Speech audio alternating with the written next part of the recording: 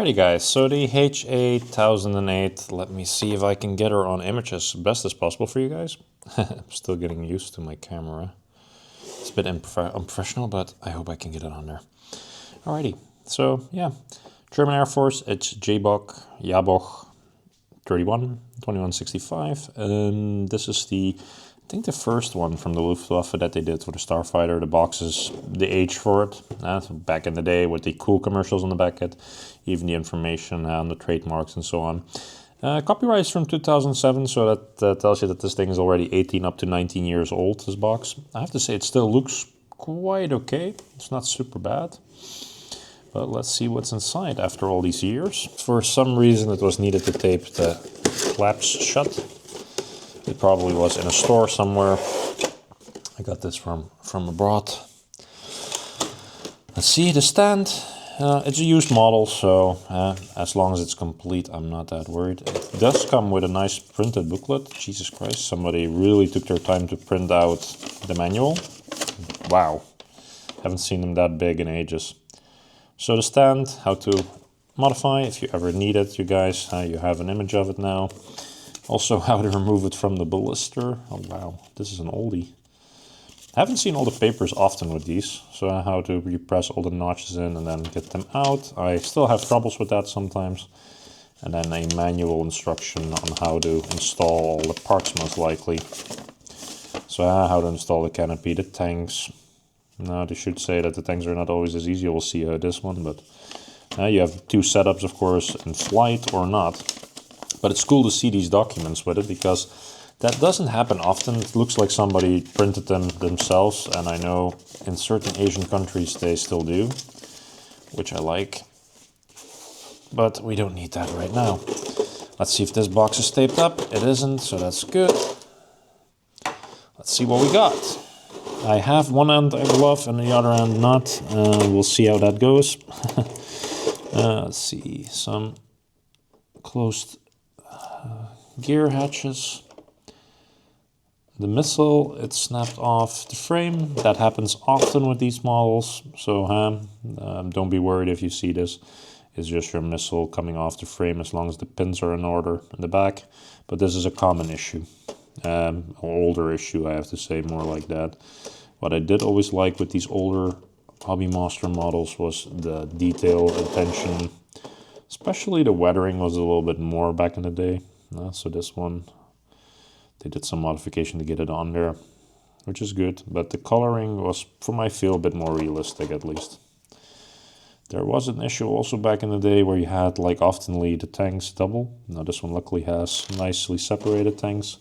The pitot are still there. You got back in the day a spare, which is really nice. And also the fuel tanks for under the wings.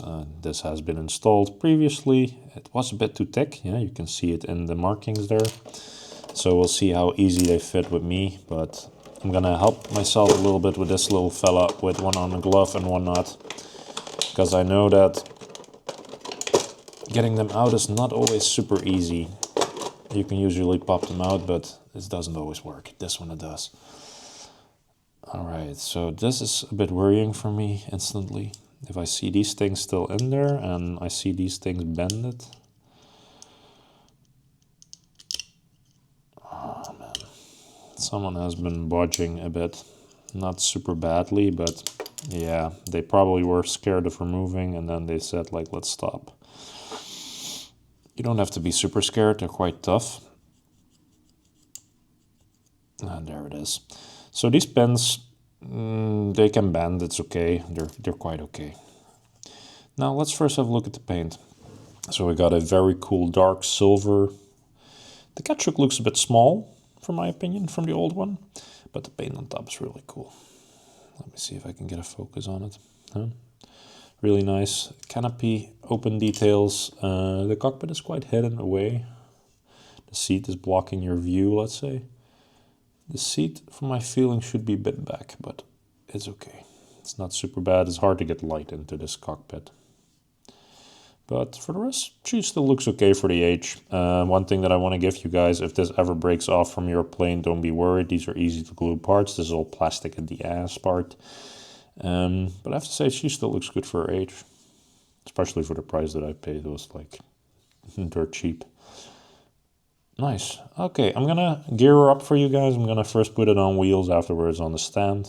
This one is gonna go on the stand in my collection next to my other Luftwaffe planes. I'm gonna show you how it looks. Alrighty guys, so putting it together went quite smooth, I have to say, for an older generation. Everything fitted quite okay. I think this fuel tank should be a bit more under angle, but it's okay. The missiles I re-glued. I just noticed that I made one a little bit sticking backwards, so I'm going to change that later on. The landing gear, as always, is quite okay and impressive. There's no pilot with it H, I believe. I used the open canopy. What I do like is that they have the details from the pitot going all the way with the paint. But yeah, that gives you a bit of an impression how it looks on wheels. It has quite a good, nice stand, I have to say. It looks really decent and yeah, like a high quality model should. High quality is a bit of a big word maybe, but it just is really nice looking and you cannot say much bad about it. Especially not from this age. Let me see if I can turn on the turning table for you guys, so you guys have a better look on the wheels. A bit slower. Let me see if I can zoom in a little bit. With gloves, that's always a challenge. No. But I have to say, it looks nice, nice clean. I'm happy that I added it to my own collection at least. But yeah, let me know what you guys think. I'm gonna, in a few seconds, I'm gonna change her a little bit over to in-flight mode. So I'm gonna put all the in-flight parts on it. The weapons will stay, only the missiles will go. Unfortunately, the stands and the missile, they don't fit together. So that's a bit of a shame, but see you guys in a sec. Alrighty guys, so one thing I noticed during the removal, and I took my gloves off for this, it has some rubber deterioration here.